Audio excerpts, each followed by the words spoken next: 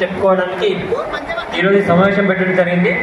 దీంట్లో ముందుగా మనకి ఏంటంటే ప్రభుత్వం యొక్క సందేశం అంటే భూభారతి మీద మరియు రెవెన్యూ మినిస్టర్ గారి సందేశము, డిప్యూటీ సీఎం గారి సందేశం, సీఎం గారికి మరియు వివిధ గ్రామాల్లో వచ్చిన రైతులకి, మహిళలకి అందరికీ మరొకసారి స్వాగతం తెలుసు. అదేవిధంగా పత్రికా మిత్రులకు తెలియజేసుకుంటూ కొత్తగా వచ్చిన చట్టం వల్ల ఏం ఉపయోగం ఉంది, ఇప్పటి వరకు ఉన్న చట్టం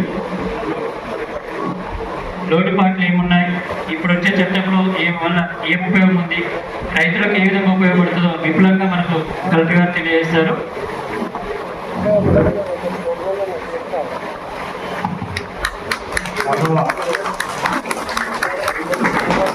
డిఓ గారికి, ఎంఆర్ఓ గారికి, ఎంపీడీఓ గారికి, మండల అగ్రికల్చర్ ఆఫీసర్స్కి, అగ్రికల్చర్ డిపార్ట్మెంట్, రెవెన్యూ డిపార్ట్మెంట్కు, ఇక్కడ వచ్చిన రైతు సంఘం నాయకులకు, ప్రజాప్రతినిధులకు, రైతులకు, మహిళలకు, మీడియా మిత్రులకు అందరికీ కూడా నమస్కారం. ఎస్పెషల్లీ డాక్టర్ బాబాసాహెబ్ అంబేద్కర్ గారి జయంతి రోజున అంటే 14th ఏప్రిల్ రోజు ఆనరబుల్ చీఫ్ మినిస్టర్ గారు హైదరాబాద్లో ఈ భూభారతి చట్టాన్ని అక్కడ ఇది ఇనాగ్రేట్ చేయడం జరిగింది. సో దీని యొక్క ముఖ్య ఉద్దేశం ఏంటి అంటే, పాతగా ఇంతకుముందు మనకి ఏదైతే ధరణి చట్టం ఉండేనో, ధరణి పోర్టల్ ద్వారా ఏవైతే మనము భూ రికార్డులలో మార్పులు చేర్పులు చేస్తూ ఉండేనో, మరి దానికి ఇప్పుడు కొత్తగా వచ్చిన ఈ భూభారతి చట్టానికి ఏంటి డిఫరెన్స్ అనేది ప్రతి ఒక్క మండలంలో కూడా అవగాహన సదస్సులు ఏర్పాటు చేయాలి. ఏర్పాటు చేసి అక్కడ వచ్చిన ప్రజలకు, రైతులకు వాళ్ళందరూ కూడా చెప్పాలి.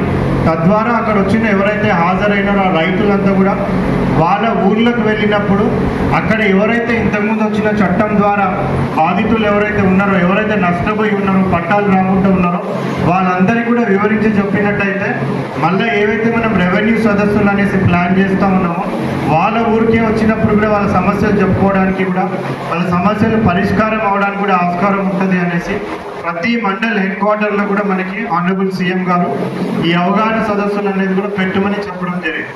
సో దాంట్లో భాగంగా ఈరోజు మన కౌడిపల్లి మండలంలో మనం ఈ రైతు భూభారతి చట్టం అవగాహన సదస్సు అనేది మనం ఈరోజు పెట్టుకోవడం జరిగింది. సో దీని ద్వారా ఎప్పుడైతే మన భూభారతి చట్టం అమల్లోకి వచ్చిందో అంటే 14th ఏప్రిల్ రోజు అంబేద్కర్ జయంతి రోజు ఎప్పుడైతే ఇది అమల్లోకి వచ్చిందో, నెక్స్ట్ అంబేద్కర్ జయంతి వరకు అంటే సుమారుగా సంవత్సరం టైం ఉంది మనకి. ఈ సంవత్సరం లోపు ఎవరెవరైతే ఇంతకుముందు ధరణి చట్టం ద్వారా ఏమన్నా రికార్డులలో తప్పులు జరిగినట్టయితే, అక్రమంగా ఎవరి పేరన్నా వచ్చినట్టయితే వాళ్ళందరికీ కూడా ఒక సంవత్సరం వరకు కూడా టైం ఉంటుంది. ఆ సంవత్సరం లోపు ఎప్పుడన్నా కానీ వాళ్ళు సంబంధిత ఎంఆర్ఓ దగ్గర కానివ్వండి, సంబంధిత ఆర్టీఓ దగ్గర కానివ్వండి, వాళ్ళు అప్పీల్ చేసుకున్నట్టయితే వాళ్ళందరినీ కూడా సమస్య పరిష్కరించడానికి కూడా ఈ భూభారతి చట్టం అనేది మనకి ఇది భూభారతి చట్టం అనేది కూడా హక్కు అనేది కల్పిస్తూ ఉంది. సో అది ఏ విధంగా జరుగుతుందంటే, ఇందాక ఆనరబుల్ సీఎం గారు చెప్పినట్టు May 1 నుంచి మన జిల్లాలో ఒక మండలాన్ని పైలట్ మండలంగా తీసుకోవడం జరుగుతూ ఉంది. సో ఆ మండలంలో వచ్చిన అనుభవాలన్నీ కూడా దృష్టిలో పెట్టుకొని అంత ఫీడ్బ్యాక్ తీసుకొని 2nd జూన్ నుంచి అంటే తెలంగాణ ఏర్పడిన 2nd జూన్ నుంచి ప్రతి ఒక్క మండలంలో అంటే మన జిల్లాలో ఉన్న అన్ని మండలాలలో కూడా ఈ రెవెన్యూ సదస్సులు అనేది కూడా ప్రారంభించడం జరుగుతూ ఉంది. సో అదేవిధంగా అంటే మన కౌడిపల్లి మండలంలో కూడా 2nd జూన్ నుంచి ప్రతి విలేజ్కి, సో ఇంతకుముందు లాగా తహసీల్దార్ ఆఫీస్ చుట్టూ, ఆర్డీఓ ఆఫీస్ చుట్టూ, లేకపోతే కలెక్టరేట్ చుట్టూ ప్రజలు తిరిగే రోజులు ఇంతకుముందు రావద్దు అనేసి ఒక మంచి ఉద్దేశంతో ఈ భూభారతి చట్టంలో దాని ప్రకారం చర్యలు తీసుకోవడానికి అనేసి 2nd జూన్ నుంచి మీ ఊరికే తహసీల్దార్ వాళ్ళ బృందం మొత్తం కూడా అదే ఊరికి వచ్చి, అదే రెవెన్యూ విలేజ్కి వచ్చి పొద్దు నుంచి సాయంత్రం వరకు అక్కడనే కూర్చొని రైతుల దగ్గర నుంచి అప్లికేషన్స్ తీసుకొని వాళ్ళ సమస్యలంతా కూడా విని, ఏవైతే సమస్యలు అక్కడనే పరిష్కరించగలుగుతారో అక్కడనే పరిష్కరించి, ఏవైతే ఇంకా కొద్దిగా ఎంక్వైరీ చేసి పరిష్కరించాలో అవి కూడా సాధ్యమైనంత త్వరగా 30 రోజులలో, ఒకవేళ సాధ్యమైతే 30 రోజులలో కూడా ఆ సమస్యలన్నీ కూడా పరిష్కరించే విధంగా కూడా చర్యలు తీసుకోవాలనేసి కూడా మనకి చట్టం ద్వారా ఆనరబుల్ సీఎం గారు ఇన్స్ట్రక్షన్స్ ఇవ్వడం జరిగింది. అంటే మన జిల్లా వ్యాప్తంగా కూడా 2nd జూన్ నుంచి రెవెన్యూ సదస్సులు అనేది కూడా నిర్వహించడం జరుగుతూ ఉంటుంది. సో రెవెన్యూ బృందం మొత్తం తహసీల్దార్తో సహా ప్రతి ఒక్కరు కూడా అదే గ్రామానికి ఏ రోజైతే షెడ్యూల్ ప్రకటిస్తారో ఆ రోజు అదే గ్రామానికి వస్తారు. ఆ భూ సమస్యలన్నీ కూడా ఆ రోజు విని అవన్నిటికీ కూడా శాశ్వతమైన పరిష్కారం అనేది కూడా చూపిస్తారు. సో ఇక్కడికి వచ్చిన వాళ్ళందరి దగ్గర నుంచి కూడా నా రిక్వెస్ట్ ఏంటంటే, మీరు తిరిగి మీ ఊర్లకు వెళ్ళినప్పుడు కూడా వాళ్ళందరూ కూడా చెప్పండి, ఎవరైనా ధరణి చట్టం ద్వారా ఎవరైనా నష్టపోయినారు అనేసి అనుకుంటే వాళ్ళందరూ కూడా మళ్ళీ కలెక్టరేట్కి రావాల్సిన అవసరం, ఆర్డీఓ ఆఫీస్కి రావాల్సిన అవసరం, తహసీల్దార్ ఆఫీస్కి రావాల్సిన అవసరం లేదు. ఆ అప్లికేషన్ ఒకటి రాసుకొని మళ్ళీ వాళ్ళకి ఏమైతే డాక్యుమెంట్స్ వాళ్ళు ఫేవరబుల్గా ఉన్నాయో ఒక జిరాక్స్ కాపీ రెడీగా పెట్టుకొని ఎప్పుడైతే ఏ రోజైతే సెక్రటరీ తర్వాత వాళ్ళ ఊరికే రావడం జరుగుతుందో ఆ ఊర్లో వచ్చినప్పుడే వాళ్ళందరూ కూడా అప్లికేషన్ ఇవ్వవలసిందిగా మీరు వాళ్ళందరూ కూడా చెప్పాలని కూడా విజ్ఞప్తి చేస్తాం. అదేవిధంగా పాత రెవెన్యూ చట్టం మనం చూసినట్టయితే 2020లో వచ్చింది. దానికి అనుగుణంగా ధరణి అనేది కూడా పోర్టల్ ఒకటి రావడం జరిగింది. సో దీని ప్రకారంగా పాత చట్టం యొక్క ముఖ్య ఉద్దేశం ఏంటంటే, ఏ విధమైన పట్టా మార్పిడి చేయాలన్నా కానీ ఏ విధమైన ఫీల్డ్ ఎంక్వైరీ అనేది చేయడానికి వీల్లేదు. అంటే చాలామంది కూడా నాకు వచ్చి కూడా అడుగుతూ ఉంటారు, సార్ అసలు నాకు ఏం చెప్పకుండా నాకు ఏం తెలియకుండానే మా పట్టా మార్పిడి చేసేసిండ్రు, అసలు మా ఊరికి కూడా వచ్చి కనుక్కోలేదు సార్ ఎవరు కూడా అని చెప్తూ ఉంటారు. సో మేము వాళ్ళకి చెప్పడానికి కూడా మా దగ్గర కూడా ఎక్స్ప్లెయిన్ చేసి చెప్పడానికి కూడా మాకు సరిగ్గా మాకు చెప్పడానికి కూడా చాలా కష్టం అనిపిస్తుంది. ఎందుకంటే పాత రెవెన్యూ చట్టంలో క్లియర్గా రాసి ముందు ఏంటంటే ఏ విధమైన ఫీల్డ్ ఎంక్వైరీలు చేయడానికి వీల్లేదు. సో ఎవరిదైతే పట్టా ధరణిలో వచ్చిందో అది నిజంగా వచ్చినా అక్రమంగా వచ్చినా ఏమొచ్చినా కానీ పట్టా అంటే అదే ఫైనల్. మళ్ళీ దాన్ని మార్చే అధికారం ఎవరికి కూడా లేదు. ఫీల్డ్కి వెళ్ళి ఎంక్వైరీ చేసినా కానీ అరే అసలు ఆయన పట్టేదారు అసలు దీనికి సంబంధమే లేదన్నా కానీ కూడా మార్చే అధికారం పాత రెవెన్యూ చట్టం ప్రకారంగా లేదు. అంటే ఎవరు కూడా ఎంక్వైరీ చేయొద్దు కాబట్టి ఇంతకుముందు ఎంక్వైరీ చేయాలంటే విఆర్ఓ విఆర్ఏ వీళ్ళందరూ ఉంటుండే. వీళ్ళుంటే మళ్ళీ ఎక్కడ ఎంక్వైరీ చేస్తారు అనేసి ఎంక్వైరీలు లేనప్పుడు వీళ్ళ అవసరం ఏముంది అనేసి కూడా ఆ విఆర్ఓ విఆర్ఏ వ్యవస్థను కూడా అప్పుడు తీసేయడం జరిగింది. సో ఎవరైతే రెవెన్యూ డిపార్ట్మెంట్కి అంటే ఒక రైట్ హ్యాండ్ లెఫ్ట్ హ్యాండ్ లాగా ఫీల్డ్ లెవెల్ వర్కర్స్ ఎవరైతే ఉండేనో వాళ్ళందరినీ తీసేయడము, అదేవిధంగా చట్టంలో కూడా ఏ విధమైన ఎంక్వైరీలు చేయొద్దని చెప్పడం వల్ల సో ఎవరు వచ్చి అప్లికేషన్ పెట్టుకుంటే రికార్డులో వాళ్ళ పేరు ఉన్నట్టయితే వాళ్ళ పేరు మీద నుంచి వేరే వాళ్ళ పేరు మీదకి మ్యూటేషన్లు సక్సెషన్లు ఇవన్నీ కూడా జరిగిపోతూ ఉంటాయి. సో దీని ద్వారా చాలా లిటిగేషన్లు చాలా మంది కూడా నష్టపోవడం జరిగింది.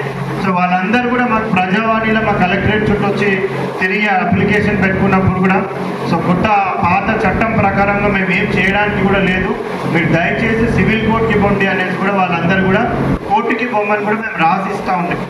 కోర్టుకి పోవాలంటే ఎవరైతే చదువుకొని ఉంటారో సో ఎవరికైతే చట్టం అంటే తెలుసో ఎవరికైతే లా అంటే తెలుసో వాళ్ళు చదువుకున్న వాళ్ళు ఎవరైనా కొద్దిగా ఉన్నతపరమైన వాళ్ళంటే వాళ్ళు ఒక అడ్వకేట్ని పెట్టుకొని మాట్లాడుకొని కోర్టుకు పోయే పరిస్థితి ఉంటుంది.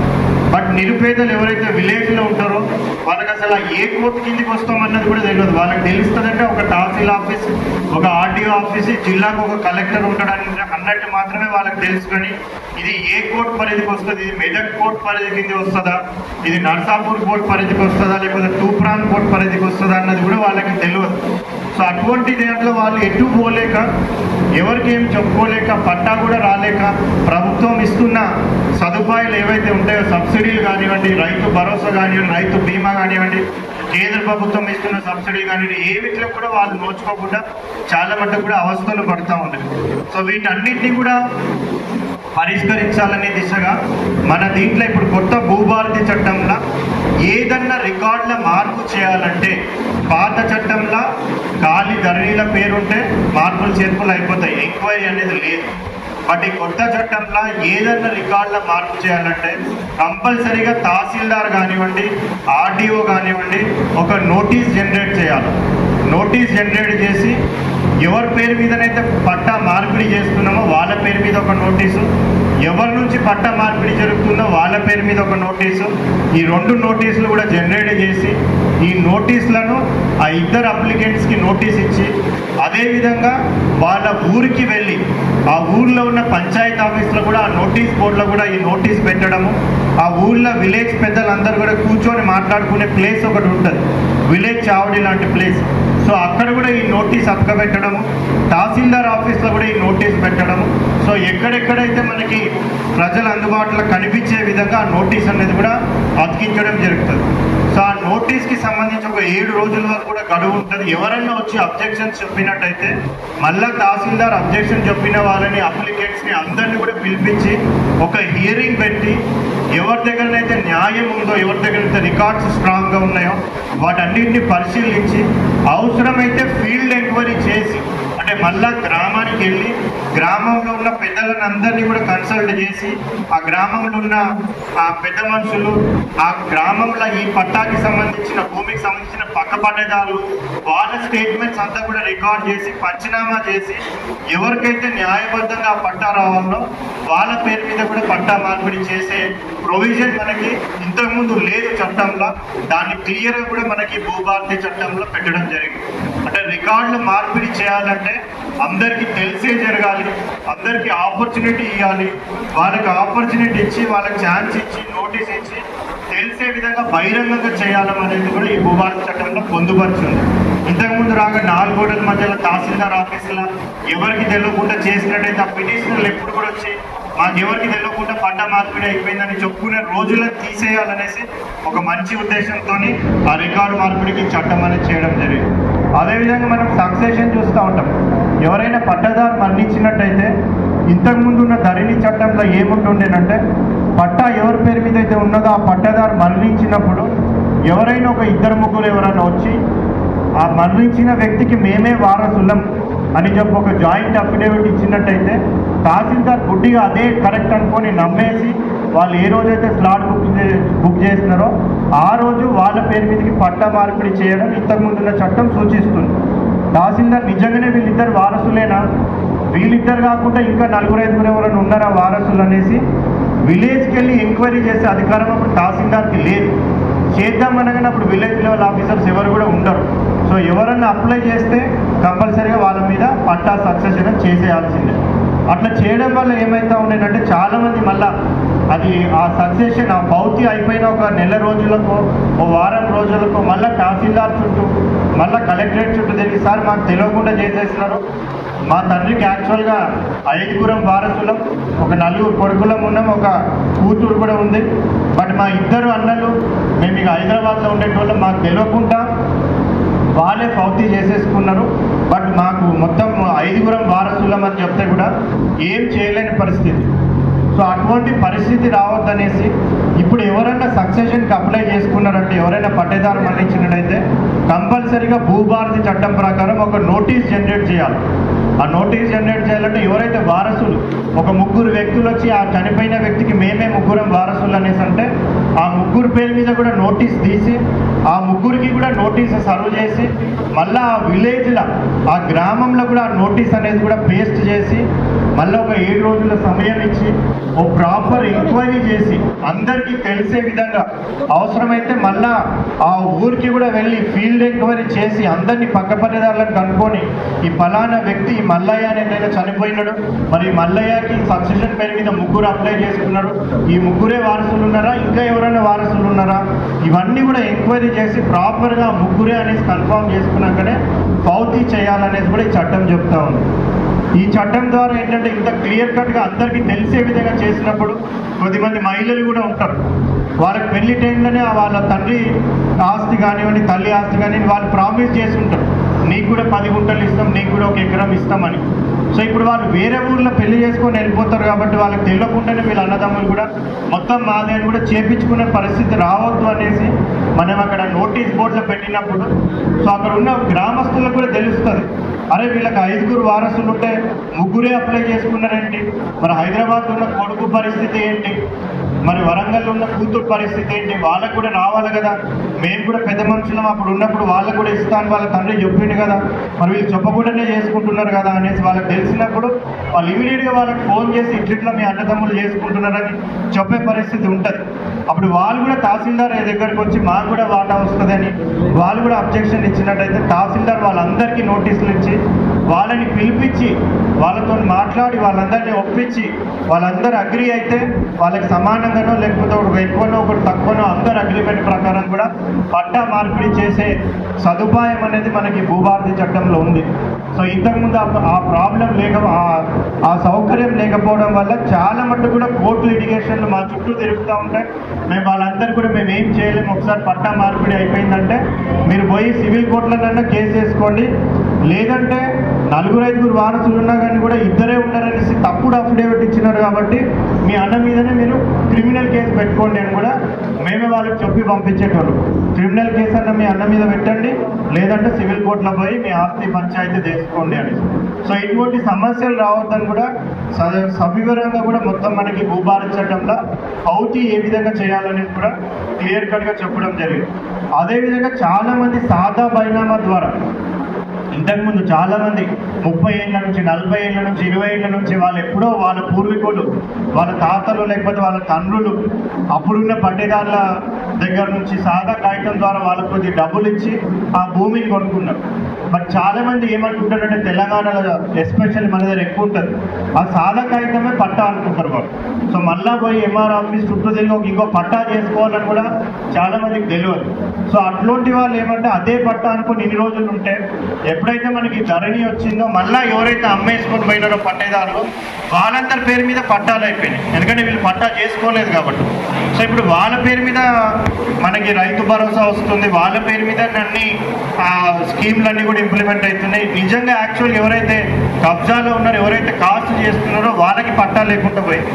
మరి ఇట్లాంటి వాళ్ళకి అందరికీ కూడా సాదా బైనామా ఇంతకుముందు 2020లో అప్లై చేసుకున్నట్టయితే 2014 కంటే పూర్వం వాళ్ళు సాదా పేపర్ ద్వారా కొనుక్కున్నట్టయితే సో వాళ్ళందరి సమస్య కూడా పరిష్కరించడానికి ధరణి చట్టంలో ఏ విధమైన అవకాశం కూడా లేకుండా చట్టంలో ఎక్కడ కూడా సాదా బైనామా గురించి రాసి కూడా లేదు. సో అందుకని వాళ్ళు ఎంతమంది మా దగ్గరికి వచ్చినా కానీ మేము ఏం చేయలేము అనేసి ఇంతకుముందు చెప్తుండే. కోర్టులు కూడా చట్టంలో లేనప్పుడు మీరు ఎట్లా ఎంక్వైరీ చేస్తారనే వాటన్నిటి మీద కూడా కోర్టులు స్టే ఆర్డర్ ఇచ్చినారు కాబట్టి లాస్ట్ 5 ఏళ్ళలో అప్లై చేసుకున్న సాదా బైనామాలు కూడా మనం ఎంక్వైరీ కూడా చేయలేదు. సో ఇటువంటి సమస్యలు మళ్ళా రావద్దని భూభారతి చట్టంలో క్లియర్గా కూడా సాదా బైనామాలు ఏ విధంగా ఎంక్వైరీ చేయాలని కూడా క్లియర్గా పొందుపరిచింది.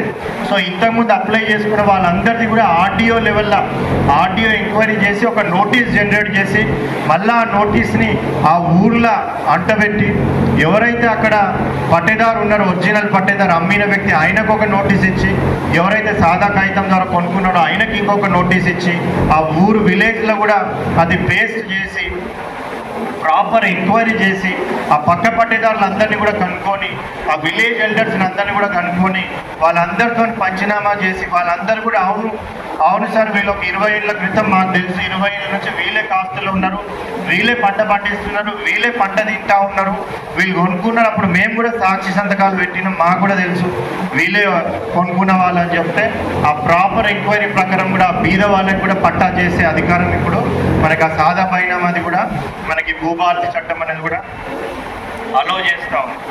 అదేవిధంగా ఇందాక మనం స్పీచ్ విన్నాం, ఆనరబుల్ చీఫ్ మినిస్టర్ గారు మనిషికి ఆధార్ ఏ విధంగా అయితే ఉంటుందో అట్లనే భూధార్ కార్డు కూడా తీసుకొని వస్తున్నామని చెప్పడం జరిగింది. సో మనందరికీ కూడా తెలుసు, మనకందరికి కూడా ఆధార్ కార్డు ఉంది. ఈ ఆధార్ కార్డు అనేది యూనిక్ నెంబర్.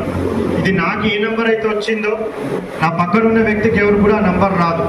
ఈ మొత్తం దేశంలోనే ఆ నెంబర్ మళ్ళీ ఇంకే వ్యక్తికి కూడా అసైన్మెంట్ సేమ్ నెంబర్ రాదు. సో ఇది ఎప్పటి వరకు ఉంటుందంటే నేను ఉన్నంతకాలం ఉంటుంది, నా తదనంతరం ఇది ఎవరికి కూడా ఇవ్వబడదు.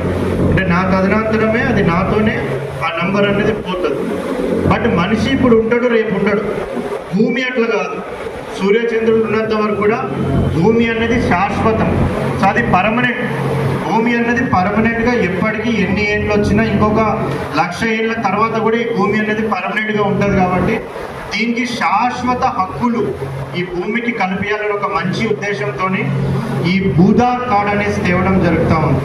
సో ఈ భూధార్ కార్డ్ ప్రకారం ఏం జరుగుతుంది అనేసి అంటే ఇంకా రానున్న రోజులల్లో ఎవరైనా పట్టా కొనుక్కోవాలన్నా, ఎవరైనా భూమి అమ్మాలన్నా, కొనాలన్నా, లేకపోతే అమ్మడం కొనడం లేకపోయినా కానీ నా భూమిని నేను సర్వే చేసుకొని మ్యాప్ చేసుకోవాలనుకున్నా కానీ వాళ్ళ యొక్క లైసెన్స్ సర్వే చేసుకొని మన సర్వే డిపార్ట్మెంట్తో అటెస్టేషన్ చేసుకున్నట్టయితే వాళ్ళ రైతు పాస్బుక్ ఏదైతే ఉందో ఆ పాస్బుక్లోనే వాళ్ళ భూమి యొక్క కొలతలతో సహా మ్యాప్ అనేది కూడా వేసేయడం జరుగుతుంది. సో దీనివల్ల మనకి ఏం ఉపయోగం అనేసి అంటే చాలా మటుకు మన ఊళ్ళల్లో కూడా గట్టు పంచాయతీలు గట్టు తగాదాలు జరుగుతూ ఉంటాయి. సో దాంట్లో ఏం చేస్తామంటే నార్మల్గా మనం మట్టితో ఒక గట్టు కట్టుకుంటాం. సో మట్టితో ఒక బౌండరీ లాగా గట్టు కట్టుకుంటాం. సో సపోజ్ ఈ పట్టేదారు ఒకవేళ హైదరాబాద్కి పోయిండు లేకపోతే వేరే ప్లేస్కి పోతే పక్క పట్టేదారులు ఒక్కొక్కసారి మంచోళ్ళు కాకపోతే వాళ్ళు ఏం చేస్తారంటే ఆ గట్టు జరిపేసేసి 10 గుంటలు ముంగడికి జరుపుతారు. అక్కడ వాళ్ళు ముంగడి జరుపుతారు. ఈయన ఒక 5 ఏళ్ళ వరకు రాలేదంటే తర్వాత చూస్తే ఆ భూమి కూడా కనిపించదు. ఈ పక్కన వాళ్ళు కొద్దిగా జరిపేసుకుంటారు, ఆ పక్కన వాళ్ళు ఎక్కడో మొత్తం అందరూ కూడా వాళ్ళే కలిపేసుకుంటారు. సో అంటే ప్రతిసారి హైదరాబాద్ పోయినా ఎక్కడ పోయినా కానీ 6 నెలలకు ఒకసారి వచ్చి నా భూమి ఉందా లేదా అనేసి చూసుకోవాల్సిన పరిస్థితి. ఇటువంటి పరిస్థితిని శాశ్వతంగా తీసేయాలనేసి కొద్దిమంది ఏం చేస్తారు, రాళ్ళు వాడతారు. ఆ రాళ్ళు వాడినా కానీ నేను చాలా కేసెస్లో చూస్తూ ఉంటాను. సార్ మేము రాళ్ళు పెట్టుకున్నాం, రాత్రికి రాత్రి మా రాళ్ళు తీసేసినారు సార్ అని చెప్తా ఉంటాం. సరే పోయి పోలీస్ కంప్లైంట్ ఇవ్వండి అని చెప్తాం. పోలీసు వాళ్ళు కూడా ఆ రాళ్ళు పెట్టినట్టు ఏది ఆధారం అని అడుగుతాం. సో అది రాళ్ళు పెట్టినట్టు ఏం ఆధారం లేదు, మేము ఏం చేయలేము అనేసి పోలీసు వాళ్ళు కూడా చెప్తా ఉంటాం.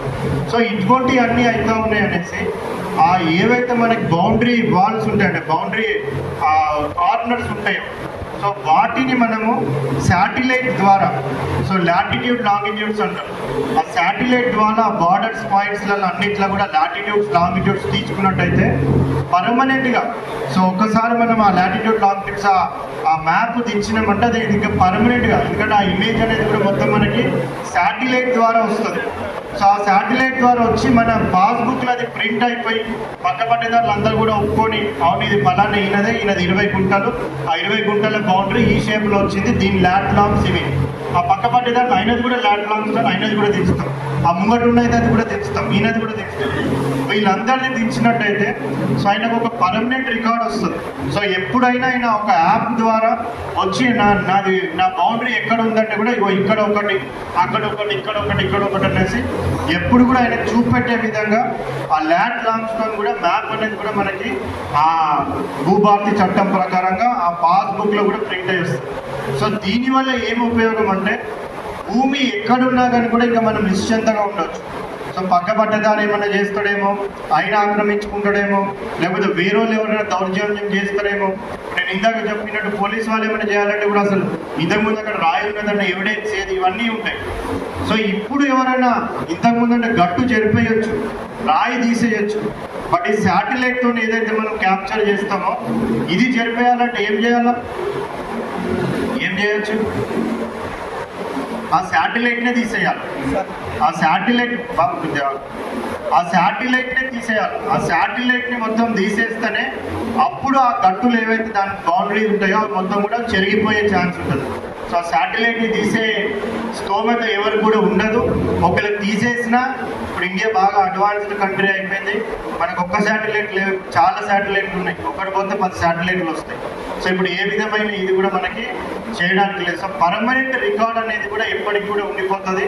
సో ఆయన ఒక 20 ఏళ్ళు 50 ఏళ్ళ తర్వాత వచ్చి కూడా నా భూమి ఏది అనేసి అంటే కూడా రెవెన్యూ డిపార్ట్మెంట్ని అడిగి నా హద్దులు చూపెట్టాల్సిన అవసరం లేదు. ఆయన డైరెక్ట్ ఒక యాప్ ద్వారానే పోయేసి ఇది నా భూమి హద్దు ఇది అనేసి ఆయన ఓన్గానే హద్దు తెచ్చుకోవాలనే అవకాశం కూడా మనకి ఈ చట్టం ద్వారా రాబోతా ఉంది. అది రానున్న రోజులలో మొత్తం అందరికీ కూడా ఈ శాటిలైట్ మ్యాప్స్ కూడా మనము వేయడం జరుగుతుంది. పర్మనెంట్ భూదాంతం. సో దీనివల్ల ఏంటంటే అమ్మేటప్పుడు కానీ కొనేటప్పుడు కానీ గట్టు పంచాయతీలు ఈ మ్యాప్ తగాదాలు ఇవన్నీ లేకుండా అమ్మే వాళ్ళకి కొనే వాళ్ళకి కూడా భరోసా ఉంటుంది. అదేవిధంగా మన తదనంతరం మన వారసులకి, వాళ్ళ తదనంతరం వాళ్ళ వారసులకి అందరికి కూడా మా తాత ముత్తాతల ఆస్తి ఏది అని చెప్పడానికి కూడా క్లియర్ కట్గా మనకి బౌండరీ డెఫినేషన్ అనేది కూడా మనకి భూదార్ కార్డు ద్వారా ఉంటుంది. సో అదేవిధంగా మనం ఇంతకుముందు పానీలు రాస్తుండే, పానీలు ప్రతి ఇయర్ కూడా విలేజ్ రెవెన్యూ ఆఫీసర్స్ పానీలు రాస్తూ ఉండే. ఇప్పుడు ఆ పానీల వ్యవస్థ అనేది కూడా ఇప్పుడు మొత్తం కూడా రద్దు అయింది. సో దీన్ని మళ్ళా పునరుద్ధరించడం, సో దీన్ని మళ్ళా మనము తర్వాత మళ్ళీ ఇప్పుడు ఇయర్ 31 డిసెంబర్ రోజు ఏవేవైతే మనకి ఆ రోజు వరకు భూ రికార్డుల మార్పులు చేర్పులు జరిగినాయో అవన్నీ కూడా భూ భారతి పోర్టల్ నుంచి డౌన్లోడ్ చేసుకొని ఆ రికార్డు మొత్తం కూడా తహసీల్ ఆఫీస్లో, విలేజ్ ఆఫీస్లో కూడా అవన్నీ కూడా భద్రపరచడం జరుగుతుంది. సో దీని ద్వారా ఈ ఇయర్ ఫలానా 252 సర్వే నెంబర్లో ఎవరు పట్టేదారు ఉన్నాడు, నెక్స్ట్ ఇయర్ 2026లో ఎవరు పట్టేదారు ఉన్నారు, 27లో ఎవరు పట్టేదారు ఉన్నాడు, 29లో ఎవరు పట్టేదారు ఉన్నాడు, 30లో ఎవరు పట్టేదారు ఉన్నారు, ఇవన్నీ కూడా చెక్ చేసినట్టయితే ఫ్యూచర్లో ఏదైనా డిస్ప్యూట్ వస్తే కూడా ఆ టైటిల్ ఫ్లో ఎట్లా ఉందని కూడా మనం క్లియర్గా చూడడం జరుగుతుంది. అదేవిధంగా ప్రభుత్వ భూముల మీద ఎప్పుడు కాంట్రవర్సీ అవుతూ ఉంటుంది. సో ఆ ఇయర్ ప్రభుత్వ భూమి ఉండే, ఈ ఇయర్ ప్రభుత్వ భూమి మిస్ అయింది అనేసి, నెక్స్ట్ ఇయర్ ప్రభుత్వ భూమి మళ్ళీ పట్టా భూమి అయిపోయింది అనేది కూడా మనకి చాలా మటుకు కూడా మనకి ఇబ్బందులు జరిగే ఛాన్సెస్ ఇంతకుముందు ఉంటుండే. సో దీన్ని దృష్టిలో పెట్టుకొని పర్మనెంట్గా సో ఆ రిజిస్టర్స్ ఏవైతే మనం విలేజ్ అకౌంట్స్ రిజిస్టర్స్ మెయింటైన్ చేస్తూ ఉంటామో దాంట్లో భాగంగా సో ఈ ప్రభుత్వ భూములకు సంబంధించిన రిజిస్టర్ కూడా ప్రతి ఇయర్ 31 డిసెంబర్ రోజు ఏవేవి ప్రభుత్వ భూముల్లాగా ఉన్నాయి, ఏవేవి ప్రజా భూముల్లాగా ఉన్నాయి, సో వీటన్నిటి కూడా రికార్డ్ చేసి ఆ రిజిస్టర్ కూడా మెయింటైన్ చేయడం జరుగుతుంది. అదేవిధంగా మనం చూస్తూ ఉంటాం చాలా ప్లేసెస్లో మనకి కుంట భూములు, శిఖం భూములు, అదేవిధంగా రిజిస్ట్రేషన్ జరిగిన ఓఆర్సీ సర్టిఫికేట్ ద్వారా పట్టా మార్పిడి జరిగిన, ఏ విధంగా పట్టా మార్పిడి జరిగినా కానీ ఇప్పటి వరకు ధరణి చట్టంలో 4 గోడల మధ్యలో ఎవరికి తెలియకుండా జరుగుతూ ఉన్నాయి. బట్ ఈ భూభారతి చట్టంలో ఏ విధమైన పట్టా మార్పిడి జరిగినా అందరికీ తెలిసే విధంగా నోటీస్ ఇచ్చి ఎంక్వైరీ చేసి ఫీల్డ్ ఎంక్వైరీ చేసి ఆ పట్టా మార్పిడి చేయడం జరుగుతుంది. సరే, ఇంత ప్రాపర్గా పట్టా మార్పిడి చేసిన తర్వాత కూడా ఎవరైతే పట్టా మార్పిడి ఆన్న పేరు మీద కాలేదో వాళ్ళకి కొద్దిగా డౌట్ ఉంటుంది. అరే తహసీల్దార్ సరిగా చేసిండో లేదో నాకు ఈయన మీద డౌట్ వస్తుంది, నేను ఆర్డీఓ దగ్గర పోయి కంప్లైంట్ ఇస్తాను అనుకుంటే కూడా ఆ ప్రొవిజన్ కూడా ఉంది. సో తహసీల్దార్ ఎక్కడైనా పట్టా మార్పిడి చేస్తే ఆ వ్యక్తి ఎవరైనా అసంతృప్తిగా ఉన్నట్టయితే ఆ పట్టా మార్పిడికి అగేన్స్ట్గా అయినా ఆర్డీఓ దగ్గర అప్పీల్ చేసుకోవచ్చు. మళ్ళీ ఆర్డీఓ దగ్గర అప్పీల్ చేసుకున్నా కానీ కూడా అవును తహసీల్దార్ చేసింది కరెక్టే అని ఆర్డీఓ తీర్పిస్తే మళ్ళీ ఒకవేళ ఆయనకి ఆర్డీఓ కూడా కావాలని చేస్తూ ఉన్నాడు, ఈయన కూడా కుమ్మక్క అయినాడు అన్నట్టు ఎవరికన్నా అనిపిస్తే మళ్ళీ వాళ్ళు కలెక్టర్ లెవెల్లో మళ్ళీ అప్పీల్ చేసుకునే ప్రొవిజన్ కూడా దీనిలో ఉంది. అంటే 2 సార్లు తహసీల్దార్ ఏదైనా డిసిజన్ తీసుకుంటే అది మనకు నచ్చకపోతే ఆర్డీఓకి అప్పీల్ చేసుకోవచ్చు, ఆర్డీఓ ఏదైనా డిసిజన్ తీసుకుంటే అది మనకు నచ్చకపోతే కలెక్టర్ దగ్గర అప్పీల్ చేసుకోవచ్చు. నేను ఇందాక చెప్పినట్టు కొన్ని భూ మార్పిడిలు ఆర్డీఓ లెవెల్లో జరుగుతాయి. ఓఆర్సీ కానివ్వండి, కోర్టు కేసు కానివ్వండి, ఇనాం భూములు కానివ్వండి, జాగీర్ భూములు కానివ్వండి, ఇవన్నీ కూడా ఆర్డీఓ లెవెల్లో భూ మార్పిడి జరుగుతుంది, పట్టా మార్పిడి. సో ఒకవేళ ఆర్డీఓ తీసుకున్న డిసిజన్ కరెక్ట్ కాదని ఎవరికైనా అనిపిస్తే వాళ్ళు కలెక్టర్ దగ్గర అప్పీల్ చేసుకోవచ్చు. కలెక్టర్ తీసుకున్న డిసిజన్ కూడా కరెక్ట్ కాదనిపిస్తే కలెక్టర్ పైన ఒక ల్యాండ్ ట్రిబ్యునల్ అనేసి ఉంటుంది, ఆ ల్యాండ్ ట్రిబ్యునల్లో కూడా వాళ్ళు అప్పీల్ చేసుకోవచ్చు. అంటే ప్రతి లెవెల్లో కూడా ఒక 2 అంచెల భద్రత ఫస్ట్ లెవెల్లోనే పర్ఫెక్ట్గా చేసే విధంగా కూడా ఈ చట్టంలో పొందుపరుచుంది. అది ఒకవేళ ఎవరైనా అసంతృప్తిగా ఉన్నా కానీ మళ్ళీ వాళ్ళ సమస్య చెప్పి ఇంకొకసారి అప్పీల్ చేసుకోవడానికి ఆర్డీఓ లెవెల్, కలెక్టర్ లెవెల్, లేకపోతే ఆర్డీఓ లెవెల్ అని డిసిషన్ తీసుకుంటే collector level, land tribunal. So 2 అంచెల అప్పీల్ సిస్టమ్ అనేది కూడా ప్రతి దగ్గర ఉంది.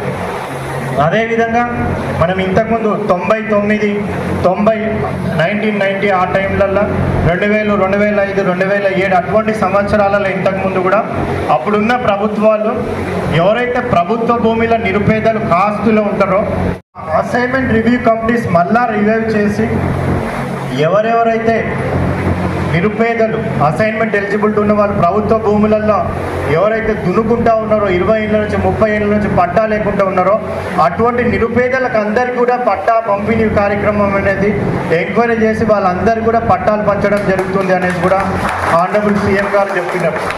సో చాలామంది అసైన్డ్ భూములలో ఎవరికైతే మనం ఒరిజినల్గా 30 ఏళ్ళ క్రితం అసైన్మెంట్ చేసినామో సో వాళ్ళ ఇంట్లో ఏదైనా అవసరాలు ఉంటే ఎవరికైనా పెళ్లి ఉన్నా, ఏమైనా పెళ్లి ఖర్చులైనా లేకపోతే హెల్త్ ఇష్యూస్ వలన ఏమైనా అవసరాలు ఉంటే వాళ్ళ అవసరాల నిమిత్తం చాలామంది కూడా ఈ అసైన్డ్ భూములు అమ్ముకోవడం జరిగింది. సో అటువంటి అసైన్డ్ భూములని చాలామంది నిరుపేదనే వాళ్ళు కూడా కొనుక్కోవడం జరిగింది. వాళ్ళు కొనుక్కోవడం కూడా వాళ్ళ దగ్గర కోటీశ్వరులు ఏం కాదు, వాళ్ళు లక్షలు పెట్టి కూడా కొనుక్కోలేరు. వాళ్ళు కూడా ఏవో అప్పులు చేసి భూమి వస్తే మంచిదే కదా అనేసి వాళ్ళు కూడా కొనుక్కోవడం జరిగింది. బట్ అసైన్మెంట్ భూమి అనేది ఎవరికి అమ్మడానికి కొనడానికి కూడా నిషేధం కాబట్టి వాళ్ళు కొనుక్కున్నారని మనకు తెలిసినా కానీ కూడా వాళ్ళకి ఎవరికి కూడా గడిచిన కొన్ని సంవత్సరాలలో వాళ్ళకి రీఅసైన్మెంట్ పట్టాలు ఎవరు కూడా చేయలేదు. అట్లా ఎవరన్నా అసైన్మెంట్ భూములల్లో నిరుపేదలు కొనుక్కొని ఉన్నట్టయితే వాళ్ళందరికీ కూడా ఎంక్వైరీ చేసి సో వాళ్ళు ఒకవేళ అసైన్మెంట్ ఎలిజిబిలిటీ ఉంటుంటే వాళ్ళందరికీ కూడా పట్టాల పంపిణీ కార్యక్రమం కూడా చేపట్టాలనేసి కూడా ఇన్స్ట్రక్షన్స్ ఇవ్వడం జరిగింది. సో అటువంటి వ్యక్తులకు కూడా మళ్ళీ మనం అసైన్మెంట్ పట్టాలు రీఅసైన్మెంట్ పట్టాలు వాళ్ళకి ఇవ్వడం జరుగుతుంది. సో అదేవిధంగా మన మండలంలో కానివ్వండి, నర్సాపూర్, శివంపేట్, శంకరంపేట, నార్సింగ్, ఇట్లా చాలా మండలాల్లో మనకి ఫారెస్ట్ రెవెన్యూ డిస్ప్యూట్స్ ఉన్నాయి. సో ఇంతకుముందు ఏం చేస్తున్నారంటే రెవెన్యూ డిపార్ట్మెంట్ ల్యాండ్ అని, కారేస్ ఖాతా ల్యాండ్ అని, ప్రభుత్వ భూమి అని వచ్చేసరికి వాళ్ళందరూ కూడా చాలామంది పేదవాళ్ళకి భూమిలు అంతా కూడా అప్పుడు పనిచేసి వాళ్ళకి కూడా పాస్బుక్లు అంతా కూడా తెల్ల పాస్బుక్లు ఇంతకుముందు ఇవ్వడం జరిగింది. ఎప్పుడైతే మనకి ధరణి చట్టం వచ్చిందో అప్పుడు ఫారెస్ట్ డిపార్ట్మెంట్ వాళ్ళు ఈ భూములు రెవెన్యూ భూములు కావు, ఇవి ఫారెస్ట్ భూములు. సో మీరు ఇంతకుముందు ఇచ్చిన పట్టాలు ఏవి కూడా చెల్లవు, సో వాళ్ళందరూ కూడా పట్టాలు ఆపేసేయండి అనేసి అంటే సో ఫారెస్ట్ డిపార్ట్మెంట్ లెటర్ని మనం తీసుకొని చాలా మట్టుకు కూడా అందరికీ కూడా పట్టాలు అనేవి ఆగిపోవడం జరిగింది. సో అట్లాంటి వాళ్ళు ఇంకా మీ విలేజెస్ లెవెల్ ఉంటే వాళ్ళందరూ కూడా చెప్పండి. మనం అన్ని విలేజెస్కి మన జిల్లాల ప్రతి మండలంలో ఎక్కడెక్కడైతే చాలామంది పట్టేదారులు కూడా ప్రజావాణిలో నాకు వచ్చి కలుస్తూ ఉంటారు. సో ఇంతకుముందు మాకు తెల్ల పాస్బుక్ ఉండే, ఫారెస్ట్ వాళ్ళు అబ్జెక్షన్ చెప్తే రెవెన్యూ వాళ్ళు పట్టా మాకు కొత్త పట్ట పాస్బుక్ ఇవ్వలేదని. సో ఇటువంటివన్నీ కూడా రిజాల్వ్ చేయాలని మొత్తం ఆ రికార్డ్ అంతా తెప్పించి ఇప్పుడు మన జిల్లా వ్యాప్తంగా కూడా ఈ మే నెల నుంచి ఫారెస్ట్ వాళ్ళని రెవెన్యూ వాళ్ళని కూర్చోబెట్టి వీళ్ళ దగ్గర ఏం రికార్డు ఉంది, వాళ్ళ దగ్గర ఏం రికార్డు ఉంది, సో ఈ మొత్తం కూడా రీకన్సిలేషన్ చేసి అది ఫారెస్ట్ భూమియా రెవెన్యూ భూమియా అనేది కూడా పక్కాగా తేల్చుకొని ఫీల్డ్కి వెళ్ళి మళ్ళీ ఫీల్డ్లో కూడా సర్వే చేసి ఫారెస్ట్ రెవెన్యూ బౌండరీస్ కూడా ఫిక్స్ చేయడం జరుగుతుంది. సో దీని ద్వారా ఏంటంటే మన జిల్లాలో ఎక్కడైతే ఫారెస్ట్ రెవెన్యూ డిస్ప్యూట్స్ ఉన్నాయో అవన్నీ కూడా రానున్న 2-3 నెలలలో మొత్తం అవన్నీ కూడా రిజాల్వ్ చేయడం జరుగుతుంది. సో ఇవన్నీ కూడా భూభారతి చట్టంలో మనకు క్లియర్గా పొందుపరచడం జరిగింది. సో ఇంతకుముందులాగా మళ్ళీ ఆ విలేజ్లోనే ఒక రెవెన్యూ అథారిటీ ఉండాలనేసి ఆ విలేజ్కి గ్రామ పరిపాలన అధికారాన్ని ఒక కొత్త పోస్ట్ క్రియేట్ చేసి వాళ్ళందరినీ కూడా తొందరగానే రిక్రూట్మెంట్ చేయడం కూడా జరుగుతుంది. సో దట్ వాళ్ళు ఆ విలేజ్ రికార్డ్స్ అన్నీ కూడా మెయింటైన్ చేయడం జరుగుతుంది. సో ఇప్పటి వరకు నేను చెప్పిందంతా కూడా మీరు మీ విలేజ్కి వెళ్ళినాక వాళ్ళందరికీ కూడా ఇంకా వివరించి చెప్పి సో వాళ్ళందరికీ కూడా మళ్ళీ కలెక్టరేట్కి ఎవరు కూడా రావాల్సిన అవసరం లేదు. 2 జూన్ నుంచి ప్రతి గ్రామానికి కూడా రెవెన్యూ డిపార్ట్మెంట్ ఎస్పెషల్లీ తహసీల్దార్ వాళ్ళ బృందం మొత్తం కూడా గ్రామానికి వచ్చి పొద్దున్న నుంచి సాయంత్రం వరకు అదే గ్రామంలో కూర్చుంటారు. మీ సమస్యలంతా కూడా మొత్తం అప్లికేషన్ల రూపంలో వాళ్ళు తీసుకోవడం జరుగుతుంది. మీ ఊరికే వస్తారు కాబట్టి ఇంకా మీరు ఏ ఆఫీస్ చుట్టూ తిరగాల్సిన అవసరం లేదు. వాళ్ళందరికీ కూడా ఒక షెడ్యూల్ ఇస్తాము. 2 జూన్ తర్వాత 3rd జూన్ ఏ విలేజ్ పోతాం, 4th ఏ విలేజ్ పోతాం, 5th ఏ విలేజ్ పోతామని ఆ గ్రామానికి వచ్చినప్పుడే మీకు ఆ భూమి మీదే అయినట్టయితే మీకు సంబంధిత డాక్యుమెంట్లు ఏవేవైతే మీ దగ్గర ఉన్నాయో ఆ డాక్యుమెంట్ల జిరాక్స్ కాపీలు భద్రంగా పెట్టుకొని అప్లికేషన్ రాసి మీరు అక్కడ తహసీల్దార్కి ఇచ్చినట్టయితే ఎవరెవరైతే ఎఫెక్టెడ్ పార్టీస్ ఉన్నారో వాళ్ళందరూ కూడా నోటీసులు ఇచ్చి హియరింగ్ పెట్టి ఎంక్వైరీ చేసి ఫీల్డ్ ఎంక్వైరీ చేసి పట్టదారులను అడిగి ప్రాపర్గా పంచనామా చేసి అన్ని డీటెయిల్స్ చేసి ఎంక్వైరీ చేసి న్యాయం ఎవరి పక్షాన ఉందో ఆ న్యాయమైన వ్యక్తులకే పట్టా మార్పిడి అనేది కూడా ఫ్యూచర్లో మనం ఈ 2 జూన్ నుంచి స్టార్ట్ పెట్టుకోబోతా ఉన్నాం. ప్రతి గ్రామానికి వచ్చి కూడా రెవెన్యూ సదస్సులు నిర్వహించడం జరుగుతుంది. సో దయచేసి మీ గ్రామంకి వెళ్ళినప్పుడు వాళ్ళందరికీ కూడా ఈ విషయం వివరించి వాళ్ళందరూ కూడా చెప్పండి. ఏ ఆఫీస్ చుట్టూ తిరగాల్సిన అవసరం లేదు. మీ గ్రామానికే రెవెన్యూ డిపార్ట్మెంట్ మొత్తం కూడా వస్తుంది. ఈ భూ సమస్యలు ఏవేవైతే ఉన్నాయో అవన్నీ కూడా మొత్తం కూడా పరిష్కరించడం జరుగుతుంది.